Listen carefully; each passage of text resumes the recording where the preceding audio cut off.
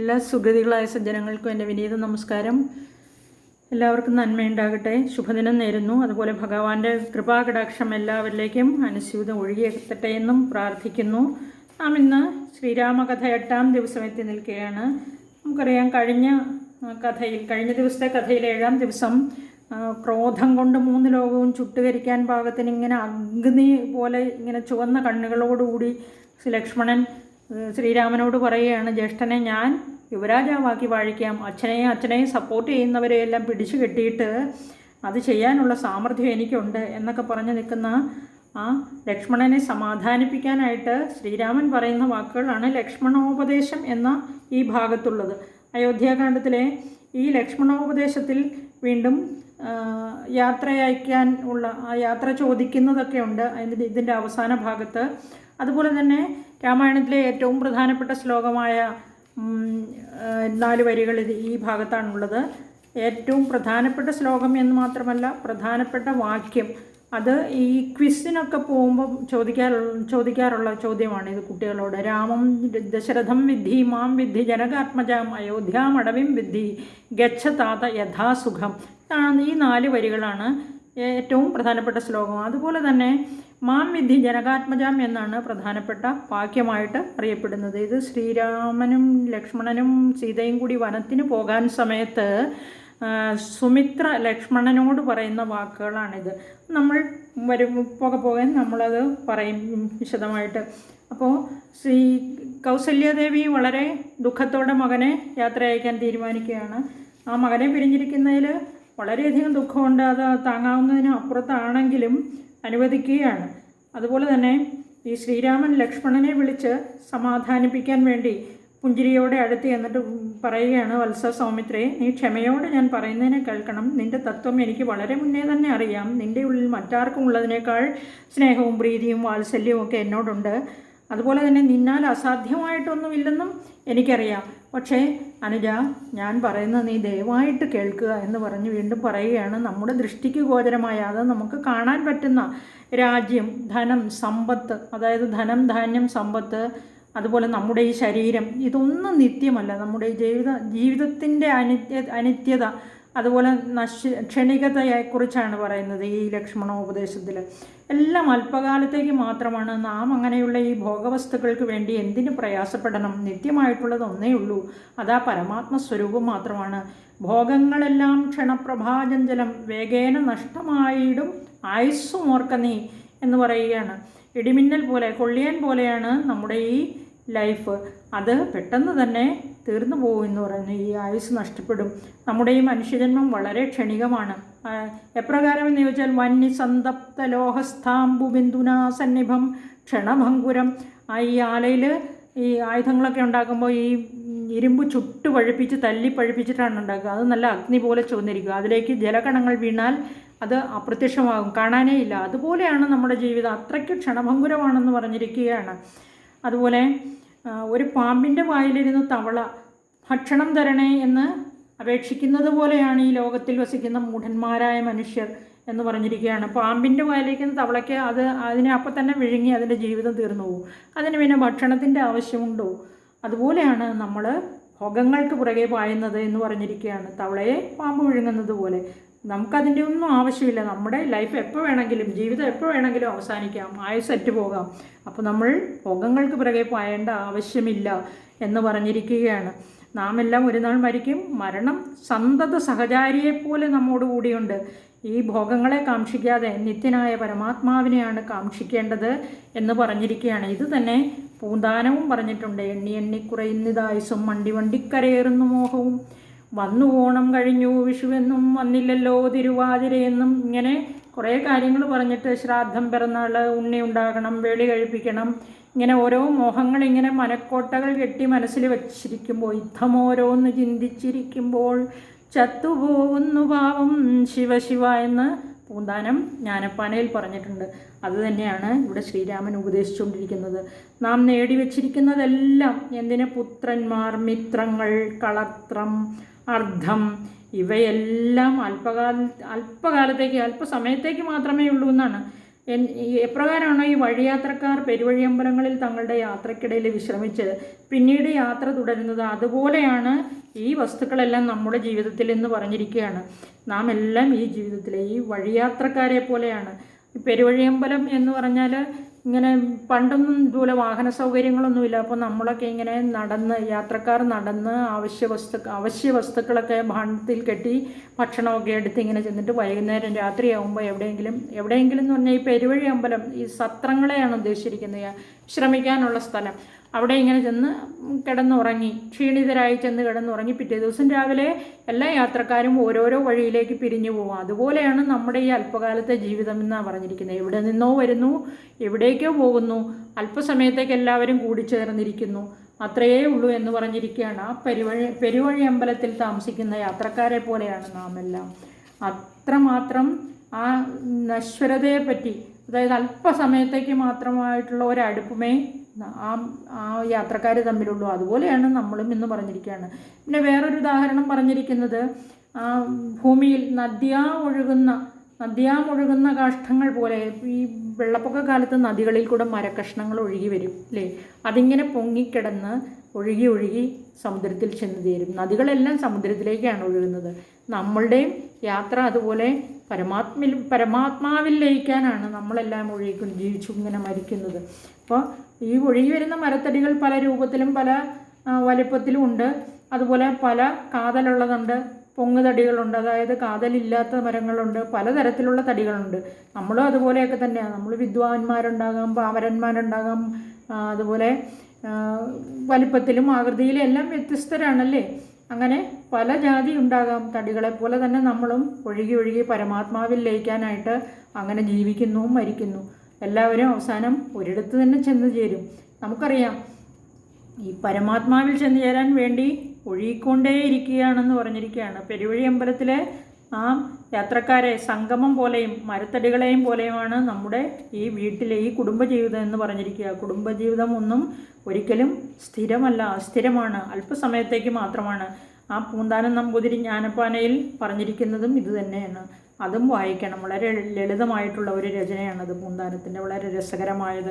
അതുപോലെ ജീവിതത്തിൻ്റെ ആ നശ്വരതയെക്കുറിച്ച് തുടർന്ന് പറയുകയാണ് ശ്രീരാമൻ. ലക്ഷ്മിയും അസ്ഥിരയല്ലോ എന്ന് പറഞ്ഞിരിക്കുകയാണ്. അസ്ഥിര എന്ന് പറഞ്ഞാൽ ധനം, അത് നമ്മുടെ പക്കൽ സ്ഥിരമാണോ? എല്ലാവരും ജീവിതകാലത്ത്, അതായത് നമ്മൾ ജീവിച്ചിരിക്കുമ്പോൾ ധനം ഉണ്ടാക്കാൻ വേണ്ടിയിട്ട് നെട്ടോട്ടം കൂടും. ജീവിക്കുക പോലും ഇല്ല, ശരിയായിട്ട് ജീവിക്കുക പോലും ഇല്ല. സ്വസ്ഥമായിട്ട് ധനം ഉണ്ടാക്കുന്ന അലച്ചിലാണ് സമ്പാദിച്ചു കൂട്ടുക എന്നുള്ള ലക്ഷ്യത്തോടുകൂടി. മനുഷ്യരുടെ പക്കലുള്ള ആ ധനം എപ്പോൾ വേണമെങ്കിലും നശിച്ചു പോകാം. ധനം മാത്രമല്ല, നമ്മുടെ ശരീരവും യൗവനം, ആ യൗവനത്തിൻ്റെ കാര്യം എടുക്കൂ. യൗവനം നമ്മുടെ എല്ലാം സുവർണകാലം അല്ലേ. ആരോഗ്യ സൗഖ്യത്തോടു കൂടി വാഴുക എന്ന് പറയുന്നത്, ആയുസ്, ആരോഗ്യം, ബുദ്ധി, സൗന്ദര്യം ഇതെല്ലാം തികഞ്ഞിരിക്കുന്ന ആ ഒരു സുവർണകാലമാണ് യൗവനം.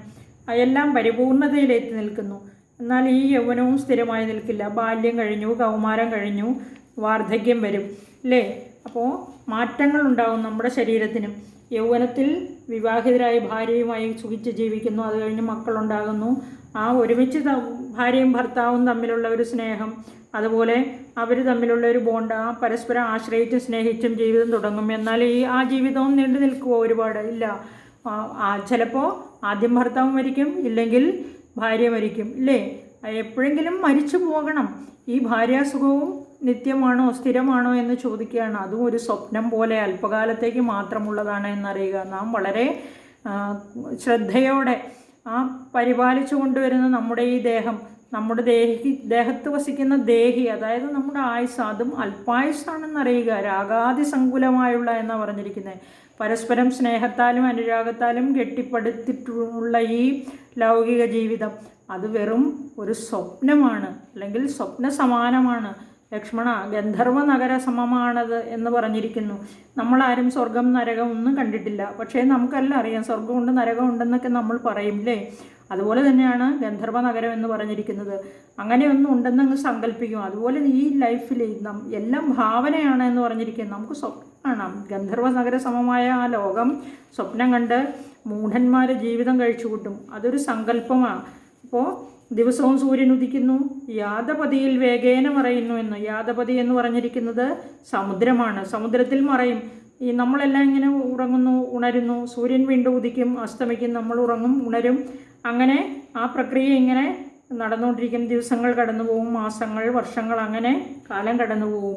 നമ്മളെല്ലാം ഒരുമാതിരി ഇങ്ങനെ ജീവിച്ചു മരിക്കും. ഇതെല്ലാം ഒരുമാതിരി മനസ്സിൻ്റെ ഭ്രമമാണെന്നാണ് പറഞ്ഞിരിക്കുന്നത്. കാലങ്ങളുടെ അന്തരമോ വരുന്ന മാറ്റങ്ങളോ ഒന്നും പ്രകൃതികളായ ഈ മനുഷ്യർ അറിയുന്നേയില്ല. അവർ വെറുതെ ഇങ്ങനെ ഉണ്ടുറങ്ങി ദിനം തള്ളി നീക്കും, ജീവിതം തള്ളി നീക്കും, ആയുസ് കടന്നു പോകുന്നതും അവരറിയുന്നില്ല. ഈ സംസാരമാകുന്ന മായാസമുദ്രത്തിൽ മുങ്ങിക്കിടക്കുന്നതിനാൽ അവർ കാലാന്തരത്തിൽ ഇങ്ങനെ യൗവനം പോയി ജരാനരകൾ ബാധിച്ച് ഒരു ദിവസം അങ്ങ് മരിച്ചു പോകും. ഇനി അങ്ങനെ ഒരു കൂട്ടർ, കുറച്ച് പേരാണെങ്കിൽ അവർക്ക് കണ്ണുകളുണ്ട്, അവരെല്ലാം കാണുകയും കേൾക്കുകയും ഒക്കെ ചെയ്യുന്നുണ്ട്. അതുപോലെ ആ മായാവൈഭവത്തെ തിരിച്ചറിയാതെ അവർ വിചാരിക്കും സൂര്യൻ ഉദിച്ചു, ഇപ്പോൾ പകലാണ്, അസ്തമിച്ചു, രാത്രിയായി. ഇതിങ്ങനെ തുടർന്നുകൊണ്ടേയിരിക്കും. ഇവരും മൂഢാത്മാക്കൾ തന്നെ എന്ന് ശ്രീരാമൻ പറയുകയാണ്. എന്തുകൊണ്ടെന്നാൽ അവർ പരമാത്മസ്വരൂപനായ പരബ്രഹ്മമൂർത്തിയായ ഭഗവാന്റെ ലീലകളാണെന്ന് മനസ്സിലാക്കുന്നില്ല. ജീവിച്ചു മരിക്കും, അർത്ഥമില്ലാത്ത ജീവിതം. അതെങ്ങനെയാണെന്ന് വെച്ചാൽ, ചൂളയിൽ വെച്ച് ചുട്ടെടുക്കാത്ത ഒരു മൺപാത്രം, അതിൽ ജലം ശേഖരിച്ചു വെച്ചാൽ എങ്ങനെയാണ്, ആ മൺപാന കുതിർന്ന് അത് ഉടഞ്ഞു പോയി ജലം വെളിയിൽ പോകും. നമ്മുടെ ഉള്ളിലുള്ള ആ പരമാത്മസ്വരൂപത്തെ അറിയാതെ നമ്മൾ മരിച്ചു പോവുകയാണ്. അപ്പോൾ ആ പരമാത്മസ്വരൂപത്തെ അറിയുന്നില്ല.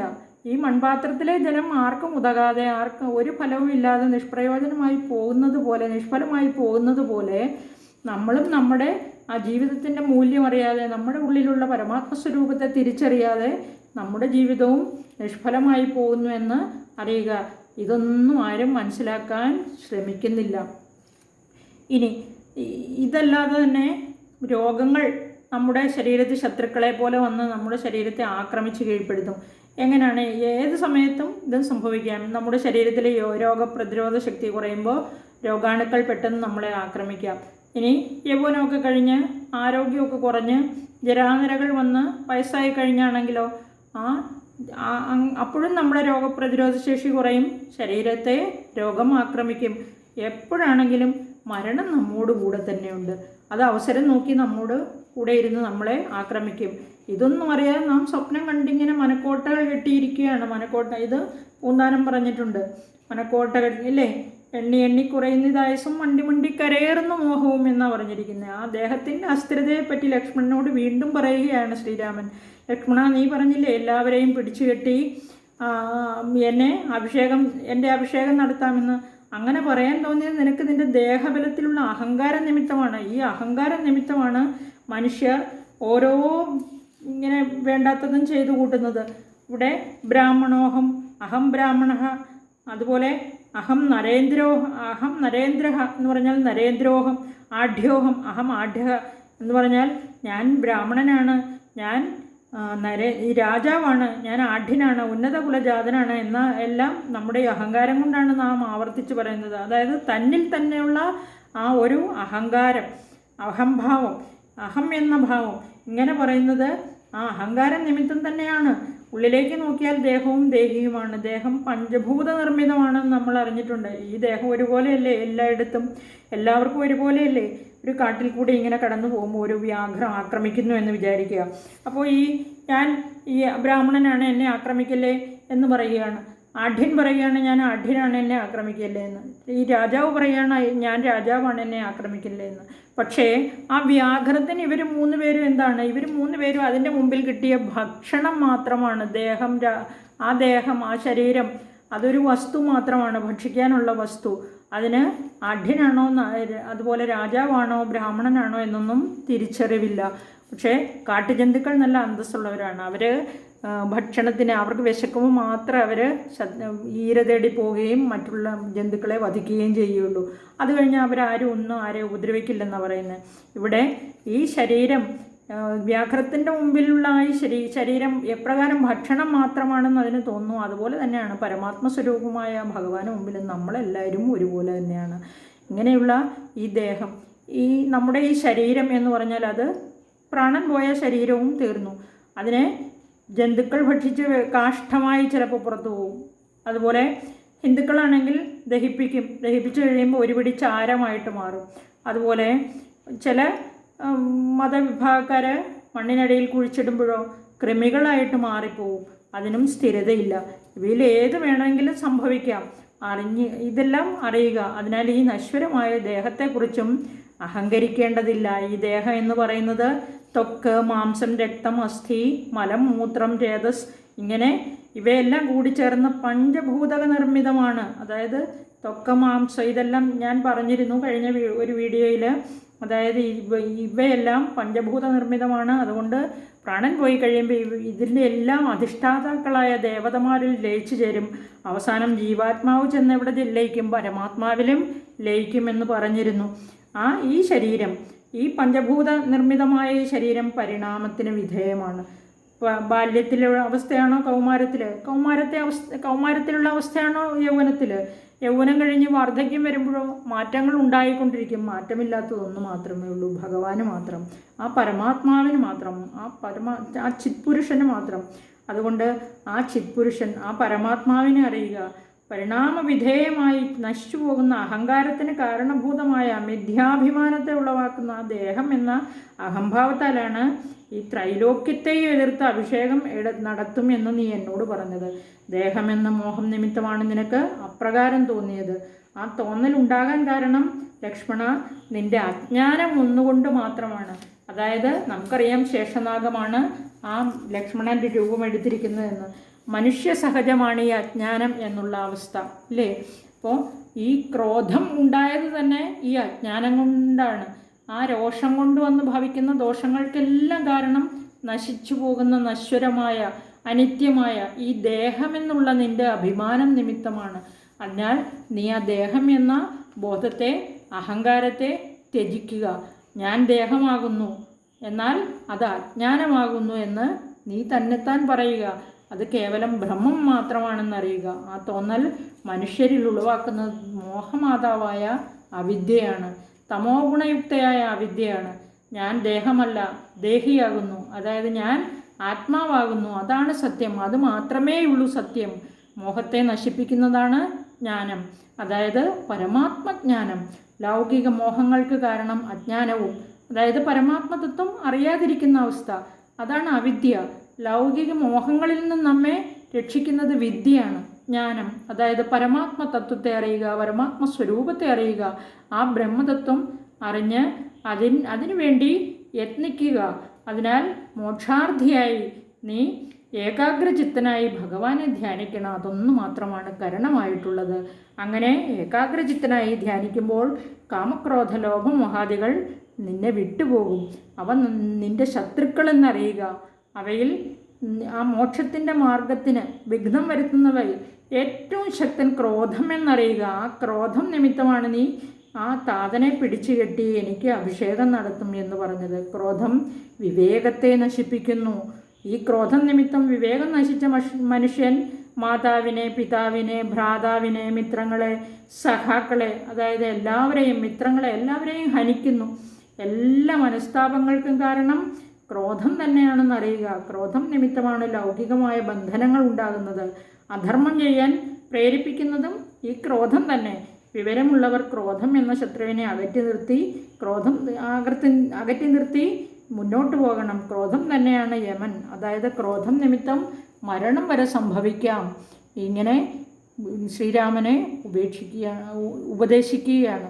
ക്രോധം അകലുമ്പോൾ, അതായത് ക്രോധത്തെ അകറ്റി നിർത്തുമ്പോൾ നമ്മിൽ പരമാത്മജ്ഞാനം, ആ ചൈതന്യം നിറയും. ജീവിതം പ്രകാശമയമാകും. ഇത് തന്നെയാണ് ഭഗവത്ഗീതയിലും പറഞ്ഞിട്ടുള്ളത്. ക്രോധാത് ഭവതി സമ്മോഹ. ആ ക്രോധം കൂടുമ്പോൾ എന്തുണ്ടാകും? അവിവേകം ഉണ്ടാകും. സമ്മോഹാത് സ്മൃതി വിഭ്രമ. അവിവേകത്തിൽ നിന്ന് ഓർമ്മയില്ലായ്മയുണ്ടാകും, ഓർമ്മക്കേടുണ്ടാകും. സ്മൃതിഭ്രംശാത് ബുദ്ധിനാശോ. ഓർമ്മക്കേടിൽ നിന്നും ബുദ്ധിനാശം സംഭവിക്കുന്നു. ബുദ്ധിനാശാത് പ്രണശ്യതി. ബുദ്ധിയില്ലാതെ ആ ബുദ്ധിനാശം കാരണം സർവ്വതും നശിച്ചു പോകുന്നു. ഇങ്ങനെ ക്രോധത്തെപ്പറ്റി ഭഗവത്ഗീതയിൽ പറഞ്ഞിരിക്കുന്നു. ഇനി അടുത്തത് ശ്രീരാമൻ പറയുന്നത് തൃഷ്ണ എന്നാണ്. ആ തൃഷ്ണ എന്ന് വെച്ചാൽ ആഗ്രഹങ്ങളാണ്, കാമം. അതാണ് ആ തൃഷ്ണയെ വൈതരണി എന്നാണ് പറഞ്ഞിരിക്കുന്നത്. വൈതരണി എന്ന് പറഞ്ഞാൽ അത് തരണം ചെയ്യാൻ വളരെ പ്രയാസമാണ്. അതായത് നരക കവാടത്തിൽ കൂടി ഒഴുകുന്ന ഒരു നദി എന്നാണ് എഴുതിയിരിക്കുന്നത് ഇവിടെ. ആ നദിയിൽ നിറയെ ദുഷ്ടന്മാരെയൊക്കെ വധിച്ച് അവരുടെ രക്തമാണ് ഒഴുകിക്കൊണ്ടിരിക്കുന്നതെന്നാണ് പറയുന്നത്. അപ്പോൾ അതിനെ തരണം ചെയ്യുക എന്നത് വളരെ പ്രയാസകരമാണ്. ആ തൃഷ്ണയും ആ വൈതരണി നദി പോലെയാണ്. തൃഷ്ണയെ മറികടക്കുക എന്നുള്ളത് വളരെ ബുദ്ധിമുട്ടുള്ള കാര്യമാണെന്നാണ് പറയുന്നത്. കാരണം ഈ ആഗ്രഹങ്ങളെ അടക്കുന്നത് പ്രയാസകരമാണ്. ആ ആഗ്രഹങ്ങളെ നമ്മൾ അടക്കി വെച്ചാൽ നമുക്ക് സന്തോഷം ഉണ്ടാകും. കാരണം എന്താണെന്ന് വെച്ചാൽ നമ്മളിപ്പോൾ ഒരു കാര്യം ആഗ്രഹിച്ചിട്ട് അത് സാധിച്ചില്ലെങ്കിൽ നമുക്ക് ദുഃഖം ഉണ്ടാകും. ആ ദുഃഖം ഉണ്ടാവുകയല്ല, നിരാശ ഉണ്ടാകും. നമ്മൾ ഒരു കാര്യം ആഗ്രഹിച്ചിട്ട് സാധിച്ചില്ലെങ്കിൽ നിരാശ ഉണ്ടാകും. നിരാശയിൽ നിന്ന് നമുക്ക് ദുഃഖം ഉണ്ടാകും. അപ്പോൾ ആഗ്രഹങ്ങളില്ലെങ്കിലോ, നമ്മൾ നിസ്പൃഹനായാലോ ആ സന്തോഷമുണ്ടാകും. സന്തോഷം എന്നത് ദേവലോകത്തെ നന്ദനവനത്തിന് സമമാകുന്നു എന്നാണ് പറഞ്ഞിരിക്കുന്നത്. അതുകൊണ്ട് നീ ആ സന്തോഷത്തെ പ്രാപിക്കാൻ, സന്തോഷമുണ്ടാകാൻ ശാന്തിയെ പ്രാപിക്കുക. ശാന്തി എന്ന് പറയുന്നത് കാമധേനുവിന് സമമാണ്. എല്ലാ ആഗ്രഹങ്ങളെയും നേടിത്തരുന്ന കാമധേനുവിന് സമം. അപ്പം നമുക്ക് കാമം, ക്രോധം ഇത് രണ്ടും വേണ്ട. ശാന്തി, സമാധാനം മതി. ആ സമാധാനത്തോടെ വസിച്ചാൽ കാമധേനുവിനെ പോലെ ഭഗവാൻ എല്ലാ അനുഗ്രഹങ്ങളും നമുക്ക് ചൊരിഞ്ഞുകൊണ്ടേയിരിക്കുന്നതാണ്. ക്രോധം വെടിഞ്ഞ് ശാന്തമായി ഭഗവത് സ്വരൂപമാകുന്ന ആ കാമധേനുവിനെ ലഭിക്കാൻ വേണ്ടി നമ്മളെ ഏകാഗ്രചിത്തരായിട്ട് ഭജിക്കണം, ധ്യാനിക്കണം. അപ്രകാരം ചെയ്താൽ ഒരിക്കലും മനക്ലേശം ഉണ്ടാവില്ല. ദേഹം, ഇന്ദ്രിയങ്ങൾ, പ്രാണൻ, ദേഹേന്ദ്രിയ പ്രാണബുദ്ധ്യാദികൾക്കെല്ലാം ആഹന്തമേലേ വസിപ്പൂ എന്നാണ്. ആത്മാവ് ആരാണ് വസിക്കുന്നത്? ആത്മാവാണ് ഇവകൾക്കെല്ലാം മേലെ വസിക്കുന്നത്. ഇങ്ങനെ പറഞ്ഞതിന് ശേഷം പറയുകയാണ്, ഭജിക്കേണ്ടത് ആ പരമാത്മസ്വരൂപത്തെയാണ്. ദേഹേന്ദ്രിയ പ്രാണബുദ്ധ്യാദികൾക്കെല്ലാം മുകളിലാണ് ഈ പരമാത്മസ്വരൂപം.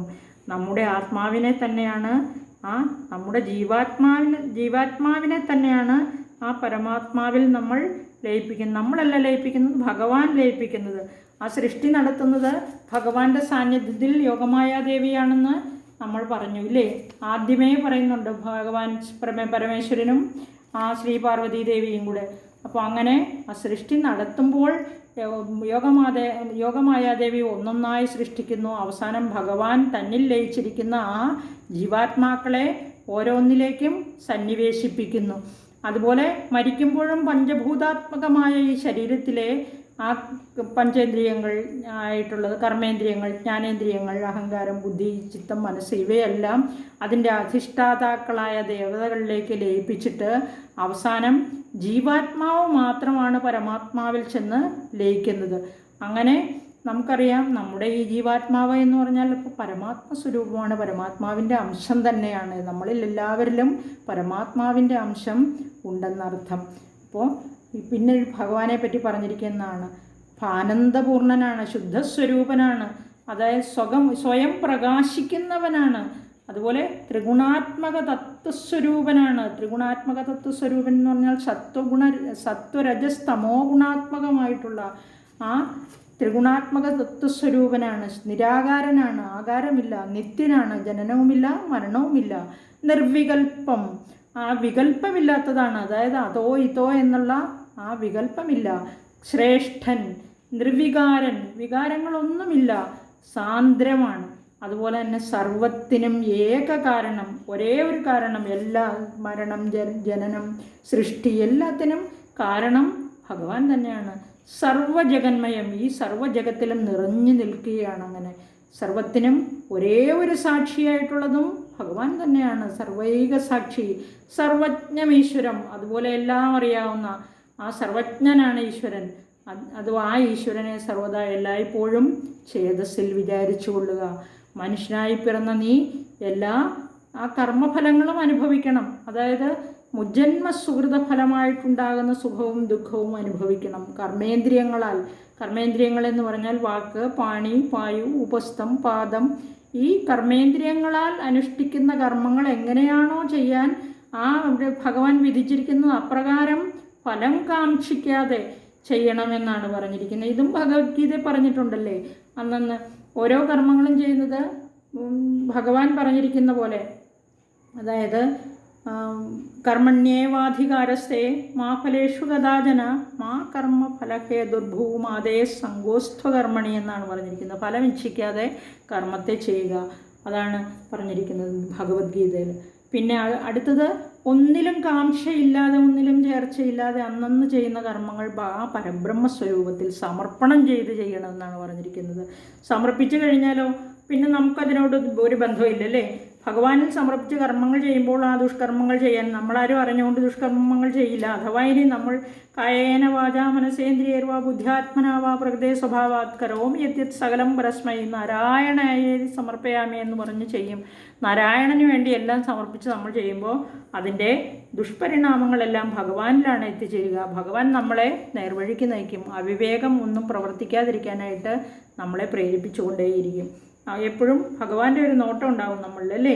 നിത്യവും പരമാത്മസ്വരൂപം മനസ്സിൽ വിചാരിച്ച് പരമാനന്ദത്തോടെ മായാമോഹങ്ങളൊക്കെ അതുപോലെ കാമക്രോധ ലോഭമോഹങ്ങളൊക്കെ കളഞ്ഞിട്ട് ധ്യാനിക്കുക എന്ന് പറയുകയാണ്, ദുഷ്കർമ്മങ്ങൾ ചെയ്യാതെ എന്ന് ലക്ഷ്മണനോട് പറയുകയാണ്. അവിടെ ഇനി ലക്ഷ്മണനോട് പറഞ്ഞ ഈ ഉപദേശങ്ങളൊക്കെ കഴിഞ്ഞു. ഇനി തിരിച്ച് ഇതെല്ലാം കേട്ടുകൊണ്ട് മാതാവ് അടുത്ത് നിൽപ്പുണ്ടായിരുന്നു. കൗസല്യാദേവി, അമ്മേ എന്തിനും വിഷമിക്കേണ്ട, അമ്മയും എൻ്റെ വാക്കുകൾ ശ്രവിച്ചു കാണുമല്ലോ. അമ്മ വിഷമിക്കുമ്പോൾ അമ്മയുടെ ഉള്ളിലുള്ള ആ പരമാത്മാവ് തന്നെയാണ് വേദനിക്കുന്നത്. അമ്മയ്ക്ക് ഇപ്രകാരമുള്ള കാര്യങ്ങളൊക്കെ അറിവുള്ളതാണല്ലോ. പരമാത്മതത്വം അറിയാത്ത സാധാരണക്കാരെ പോലെ എന്താണ് ഇങ്ങനെ വിഷമിക്കുന്നത്? സർവജ്ഞയല്ലേ എൻ്റെ അമ്മ. ഈ ലോകത്തെല്ലാ ആളുകളും എല്ലായ്പ്പോഴും കൂടി വാഴുക എന്നത് സാധ്യമാണോ? ഇക്കാര്യം അമ്മയ്ക്ക് അറിവുള്ളതല്ലേ. കേവലം 14 വർഷങ്ങൾ വനത്തിൽ വസിച്ചിട്ട് ഞാൻ തിരിച്ചു വരും, പെട്ടെന്ന് വരും. ദുഃഖങ്ങളെല്ലാം മാറ്റിവെച്ചിട്ട് ഉൾക്കനിവോടെ എന്നെ അനുഗ്രഹിച്ചയച്ചാലും അച്ഛൻ എന്താണോ ആഗ്രഹിക്കുന്നത് അത് തന്നെയാണ് അമ്മയുടെയും എന്ന് വിചാരിച്ച് ഉറച്ച് വിശ്വസിക്കണം. പതിവ്രതയായ ഭാര്യയുടെ ധർമ്മം ഭർത്താവിന് ഹിതമായതിനെ അനുകരിക്കുക എന്നതാണ്. അതുപോലെ അമ്മ സന്തോഷത്തോടെ യാത്ര അയച്ചാൽ അത് തന്നെയാണ് എൻ്റെ ഏറ്റവും വലിയ സന്തോഷം. കാനനവാസം സുഖകരമായി വരികയും ചെയ്യും. അമ്മ വിഷമിക്കാതെ ഇരിക്കുക എന്ന് പറഞ്ഞ് ആ മാതാവിനെ നമസ്കരിക്കുകയാണ് ശ്രീരാമൻ. മകനെ ആശീർവദിച്ചതിന് ശേഷം ദേവകളോട് യാചിച്ചു മകന് വേണ്ടിയിട്ട്. ഈ അനുഗ്രഹം ഇരുന്നു എന്നാണ് എഴുതിയിരിക്കുന്നത്. 99-ാമത്തെ പേജിൽ 10 ലൈൻസാണ്. 10 ലൈൻസ് പ്രാർത്ഥനയാണ്. സൃഷ്ടികർത്താവേ വിരിഞ്ച പത്മാസന പുഷ്ടദയാബ്ധേ പുരുഷോത്തമാഹരേ മൃത്യുഞ്ജയ മഹാദേവ ഗൗരീപദേ വൃത്രാരി മുമ്പായ ദിക്പാലകന്മാരെ ദുർഗേ ഭഗവതി ദുഃഖവിനാശിനി സർഗസ്ഥിതിലയകാരിണി ചണ്ഡികേ എന്മകനാശു നടക്കുന്ന നേരവും കൽമഷം തീർന്നിരുന്നിടുന്ന നേരവും തന്മതി കെട്ടുറങ്ങിയിടുന്ന നേരവും സമ്മോദമാർന്നു രക്ഷിച്ചിടുവിൻ നിങ്ങൾ എന്ന് കൗസല്യ പ്രാർത്ഥിക്കുകയാണ് രാമനെ ചേർത്ത് പിടിച്ച്. അതിനുശേഷം ആശീർവദിക്കുന്നു. 14 വർഷം കഴിഞ്ഞ് വേഗം തിരിച്ചു വരണേ മോനെ എന്ന് പറഞ്ഞ് ആശീർവദിക്കുകയാണ്. തൽക്ഷണം രാഘവനെ നമസ്കരിച്ചിട്ട് ലക്ഷ്മണൻ പറയുകയാണ്, എൻ്റെ ഉള്ളിലുണ്ടായിരുന്ന സംശയമെല്ലാം ജ്യേഷ്ഠൻ പറഞ്ഞത് കേട്ടപ്പോൾ അവസാനിച്ചു. ജ്യേഷ്ഠനെ സേവിക്കാനായി എന്നെയും കൂടെ വരാൻ അനുവദിക്കണം. സീതാപതേ രാമചന്ദ്ര ദയാനിധേ, അനുവദിച്ചില്ലെങ്കിൽ ഞാൻ എൻ്റെ പ്രാണനെ ത്യജിച്ചിടും രഘുപതേ എന്ന് പറയുമ്പോൾ എങ്കിൽ നീയും കൂടെ എൻ്റെ കൂടെ പോന്നുകൊള്ളൂ എന്ന് ശ്രീരാമൻ അനുവാദം കൊടുക്കുന്നു. അനന്തരം സീതാദേവിയോട് യാത്ര പറയാനായി സീതയുടെ അന്തഃപുരത്തിലേക്ക് പോവുകയാണ് ഈ ശ്രീരാമൻ. ആ രാഘവനെ കണ്ടിട്ട് പുഞ്ചിരിയോടെ സ്വർണ്ണപാത്രത്തിൽ ജലം കൊണ്ടുവന്ന് കാലൊക്കെ കഴിച്ചിട്ട് വളരെ ബഹുമാനത്തോടു കൂടി ഇങ്ങനെ ചോദിക്കുകയാണ് സീത, ആരും അകമ്പടിയില്ലാതെ നടന്നു വരുവാൻ എന്താണ് നാഥ കാരണം? വാദ്യഘോഷങ്ങളില്ലാതെ ആനയും അമ്പാരയും ഒന്നുമില്ലാതെ ആഭരണങ്ങളും അലങ്കാരങ്ങളുമില്ലാതെ സാമന്തന്മാരായ രാജാക്കന്മാരാരുമില്ലാതെ ഇങ്ങനെ വളരെ ആശ്ചര്യകരമായിരിക്കുന്നല്ലോ എന്ന് പറയും. ഇങ്ങനെയുള്ള ചോദ്യം കേട്ടിട്ട് ഈ മൈഥിലിയോട് ശ്രീരാമൻ വീണ്ടും പറയുകയാണ്, താതൻ തൻ്റെ വാക്ക് പാലിക്കാനായി എനിക്ക് ദണ്ഡകാരണ്യവാസം വിധിച്ചിരിക്കുകയാണ് പ്രിയേ. അത് പാലിക്കേണ്ടതിലേക്കായി ഞാനും പോകുന്നു. നീ മാതാവായ കൗസല്യയെയും ശുശ്രൂഷിച്ച് ഇവിടെ ദുഃഖമൊന്നും കൂടാതെ വസിക്കണം എന്ന് പറയുന്നു. മറുപടിയായി ജാനകി ഇപ്രകാരം പറയുകയാണ്, രാത്രി സമയം പോലും ഭവാനെ പിരിഞ്ഞിരിക്കാൻ താതന് വലിയ പ്രയാസമാണല്ലോ. അങ്ങനെ ഇരിക്കെ വനവാസം വിധിക്കാൻ എന്താണ് കാരണം? രാജാവ് തന്നെയാണല്ലോ ഇന്നലെ വളരെ ഉത്സാഹത്തോടെ അഭിഷേകത്തിനുള്ള ഒരുക്കങ്ങൾ തുടങ്ങിയത്. ഓർത്താൽ എത്രയും വിചിത്രമായി തോന്നുന്നു. പരമാർത്ഥത്തെ പറഞ്ഞാലും നാഥ. രഘുവരൻ അപ്പോൾ ഈ മറുപടി പറയുകയാണ്, സുന്ദരി രത്നമേ, കേട്ടാലും അച്ഛൻ കൈകേയി അമ്മയ്ക്ക് 2 വരം വാഗ്ദത്തം ചെയ്തിരുന്നു. അതായത് ദേവലോകത്ത് ദേവാസുര യുദ്ധം നടക്കുമ്പോൾ അമ്മ അച്ഛൻ്റെ ജീവൻ രക്ഷിച്ചതിന് പ്രത്യുപകാരമായി 2 വരം നൽകാമെന്നായിരുന്നു അത്. അതിപ്പോൾ അമ്മ ആവശ്യപ്പെടുകയായിരുന്നു. ഒന്ന് ഭരതനെ യുവരാജാവായി വാഴിക്കുമെന്നും മറ്റൊന്ന് എന്നെ വനത്തിലേക്ക് അയക്കണമെന്നുമാണ്. സത്യലംഘനമാകുമെന്ന് ഭയന്ന് പിതാവ് വരവും കൊടുത്തു. ആയതിനാൽ ഞാൻ ഇന്ന് തന്നെ പോവുകയാണ്. 14 വർഷത്തിന് ശേഷം മടങ്ങി വരും. നീ തടസ്സമൊന്നും പറഞ്ഞു കളയല്ലേ, ദുഃഖം വെടിഞ്ഞ് അമ്മയുടെ കൂടെ താമസിക്കൂ എന്ന് പറയുകയാണ്. മൈഥിലി പെട്ടെന്ന് തന്നെ പറയുന്നു, അങ്ങനെയാണെങ്കിൽ മുന്നിൽ ഞാൻ നടക്കും, എൻ്റെ പിന്നാലെ വേണം ഭവാൻ വരാൻ. എന്നെ പിരിഞ്ഞു പോകുന്നത് ഒന്നുകൊണ്ടും ഉചിതമല്ലെന്നറിഞ്ഞാലും. ശ്രീരാമൻ മറുപടി പറയുകയാണ്, എങ്ങനെയാണ് പ്രിയെ നിന്നെ ഞാൻ കൊണ്ടുപോകുന്നത്? ആ കാനനത്തിൽ സിംഹം, കടുവ, പുലി, പന്നി, പാമ്പ്, ചെന്നായ, പോത്ത് എന്ന് വേണ്ട മനുഷ്യരെ തിന്നുന്ന രാക്ഷസന്മാർ വരെയുണ്ട്. ഞങ്ങൾ പുരുഷന്മാർക്കേ ഇവയൊക്കെ ഭയമാണ്. അപ്പോൾ പിന്നെ സ്ത്രീയായ ആ പ്രിയയുടെ കാര്യം പറയാനുണ്ടോ എന്ന് ചോദിക്കുകയാണ്. മാത്രമല്ല രാജമന്ദിരത്തിൽ അവിടെ കഴിയുന്ന നിനക്ക് അവിടെയുള്ള ഭക്ഷണങ്ങളൊന്നും ഇവിടുത്തെ പോലെ ലഭ്യമല്ല. ഫലമൂലങ്ങൾ മാത്രമേ അവിടെ ലഭിക്കൂ. ഇനി വഴിയാണെങ്കിലോ കുണ്ടും കുഴിയും വൻഗർത്തങ്ങളും കല്ലും മുള്ളും എല്ലാം നിറഞ്ഞതാണ്. തന്നെയുമല്ല വഴി തെറ്റിപ്പോവുകയാണെങ്കിൽ ഒന്ന് ചോദിക്കാൻ പോലും ഒരു മനുഷ്യജീവിയെ പോലും കാണാൻ കിട്ടില്ല. രാക്ഷസന്മാരുടെ ശല്യം വേറെ. കാറ്റും മഴയും വെയിലും ചൂടും എല്ലാം സഹിച്ച് കാൽനടയായി നീ എങ്ങനെ കൂടെ വരും? ഞാൻ പറയുന്നതനുസരിച്ച് എൻ്റെ പ്രിയെ ഇവിടെ മാതാവിനെ ശുശ്രൂഷിച്ച് നീ ഇവിടെ താമസിക്കുക. 14 വർഷം കഴിഞ്ഞ് ഞാൻ മടങ്ങി വരും, പെട്ടെന്ന് വരും എന്ന് പറയുകയാണ്. സീത പെട്ടെന്ന് വീണ്ടും നിർബന്ധം പിടിക്കുകയാണ്. നാഥ, അവിടുന്ന് കഴിച്ചതിന് ശേഷം വരുന്ന ആ ഫലമൂലങ്ങൾ എനിക്ക് അമൃതിന് സമമാണ്. അതുപോലെ അവിടുന്ന് എൻ്റെ സമീപമുള്ളപ്പോൾ രാക്ഷസന്മാരെ ഞാൻ എന്തിനാണ് ഭയക്കുന്നത്? രാക്ഷസന്മാരെന്നല്ല, എന്നെ ഉപദ്രവിക്കാൻ ധൈര്യമുള്ള ആരാണുള്ളത്? അങ്ങയുടെ കൂടെ നടക്കുമ്പോൾ ഈ കല്ലും മുള്ളും എനിക്ക് പുഷ്പതുല്യമാണ് എന്ന് പറഞ്ഞിരിക്കുകയാണ്. ഞാൻ മൂലം അവിടത്തേക്ക് ഒരു വിഷമവും ഉണ്ടാവില്ല. എനിക്കും അങ്ങയുടെ കൂടെ വനത്തിലേക്ക് വരാൻ അല്പം പോലും ഭയമില്ല. പതിവ്രതയായ സ്ത്രീയുടെ ധർമ്മം ഭർത്താവിനെ പിന്തുടരുക എന്നല്ലേ പണ്ടൊരു ജ്യോതിഷൻ എന്നോട് പറഞ്ഞിട്ടുണ്ട്. ഞാൻ ഭർത്താവിനൊപ്പം കാട്ടിൽ വസിക്കുമെന്നും എനിക്ക് ഒന്നിനും ഒരു ബുദ്ധിമുട്ടും ഉണ്ടാവുകയില്ല എന്നും. ഒരു കാര്യം കൂടി പറയാം എന്ന് പറയുകയാണ്. ശ്രീരാമൻ്റെ കഥകൾ പലതും ഞാൻ കേട്ടിട്ടുണ്ട്. ജാനകി ഇല്ലാതെ എവിടെയാണ്, ഏത് രാമനാണുള്ളത് കാട്ടിൽ പോയിട്ടുള്ളത്? ഒരു രാമനും പോയിട്ടില്ല എന്നർത്ഥം. അപ്പോൾ പ്രകൃതിയും പുരുഷനും ഒന്ന് തന്നെയല്ലേ? പ്രകൃതിയെ വേറിട്ട് പുരുഷനുണ്ടോ? പാണിഗ്രഹണ സമയത്ത് ചൊല്ലിയ മന്ത്രങ്ങളൊന്ന് ഓർത്തു നോക്കൂ നാഥ. ആ പ്രാണാവസാന സമയം വരെ ഒരുമിച്ച് വാഴണമെന്നല്ലേ അതിൻ്റെ അർത്ഥം? ഇങ്ങനെയെല്ലാം ആയിരിക്കെ എന്നെ തനിച്ചാക്കി വനത്തിന് പോയാൽ ഞാൻ എൻ്റെ പ്രാണൻ വെടിയും. നെന്തിരുവടിയാണ് സത്യം.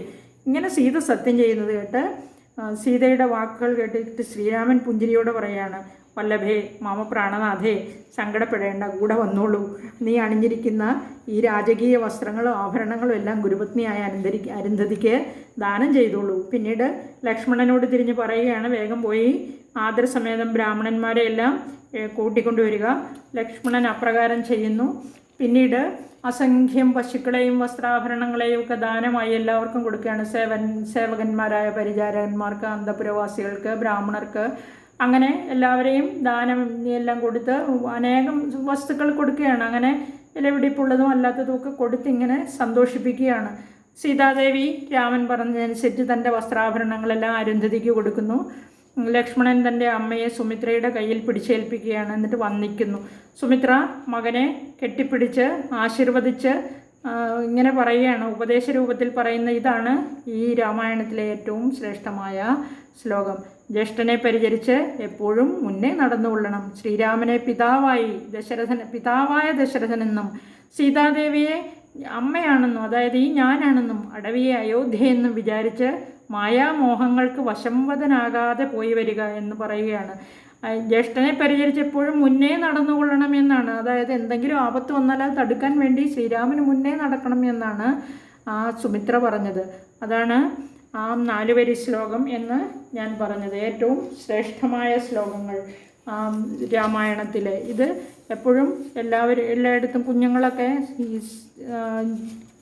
ക്വിസിനൊക്കെ ചോദിക്കുന്നതാണ് എപ്പോഴും ഈ ശ്ലോകം. രാമം ദശരഥം വിദ്ധി മാം വിദ്ധി ജനകാത്മജാം അയോധ്യാമടവിം വിദ്ധി ഗച്ഛതാത യഥാ സുഖം എന്ന് ഈ 4 വരികൾ. സുമിത്രയ്ക്ക് അങ്ങനെ തന്നെ അമ്മേ എന്ന് വാക്ക് കൊടുത്തിട്ട് അനന്തരം തൻ്റെ അമ്പും വില്ലും എല്ലാം എടുത്ത് ശ്രീരാമൻ്റെ അരികിൽ ചെന്ന് പോകാൻ റെഡിയായി നിൽക്കുകയാണ് ലക്ഷ്മണൻ. പിന്നീട് അവർ 3 പേരും കൂടി ജനകനെ വണങ്ങാനായി പോകുന്നതായ സമയത്ത് ഇരുവശത്തും നിന്ന് ആബാലവൃദ്ധൻ ജനങ്ങളും പൗരജനങ്ങൾ ശ്രീരാമനോടും ലക്ഷ്മണനോടും സീതാദേവിയോടും കൂടി ഇങ്ങനെ അവർ പരസ്പരം പറയുകയാണ്, ഇങ്ങനെ കാൽനടയായി പോകാൻ എന്താണ് കാരണം? അതും താപസ വേഷത്തിൽ. ഇന്ന് എല്ലാവരും അഭിഷേകം നടക്കുന്നത് കാണാൻ നോക്കിയിരിക്കുകയായിരുന്നു. രാമൻ ഇങ്ങനെ സർവാലങ്കാര വിഭൂഷിതനായി ആനപ്പുറത്ത് കയറി, കൊടി തോരണങ്ങൾ എല്ലാം അലങ്കരിച്ച് വെച്ചേക്കല്ലേ. അതുപോലെ ആനപ്പുറത്ത് കയറി ഇങ്ങനെ രാജകീയ പ്രഭയിൽ ഇങ്ങനെ വരുന്നത് കാണാൻ കാത്തിരുന്ന ജനങ്ങൾ കാണുന്നത് ഈ താപസ വേഷത്തിൽ കാൽനടയായി വരുന്ന ശ്രീരാമനെയും ലക്ഷ്മണനെയും സീതാദേവിയുമാണ്. അവർ തമ്മിൽ പരസ്പരം ഇങ്ങനെ പറയുകയാണ്. എന്താണ് കാരണമെന്നറിയാതെ അമ്പരക്കുന്നു. ഒരാൾ അതിൻ്റെ കാരണം അവരോട് പറയുകയാണ്. ആ കാരണം കേട്ട ഉടനെ പലരും പല അഭിപ്രായം പറയുമല്ലോ. ഒരാൾ ദശരഥനെ പഴിക്കുന്നു. അങ്ങനെ അവർ തമ്മിലുള്ള സംഭാഷണമൊക്കെ തുടർന്നു പോകുന്നു. ഇതിനിടെ ഈ ലക്ഷ്മണോപദേശം എന്ന ഭാഗം ഇവിടെ തീരുകയാണ്. നാളെ രാമസീത തത്വമാണ് 9-ാം ദിവസം. അത് നാളെ കേൾക്കാം. എല്ലാവർക്കും നന്ദി, നമസ്കാരം. വീണ്ടും ഒരു ശുഭദിനം കൂടി ആശംസിക്കുന്നു. ഒരിക്കൽ കൂടി നന്ദി.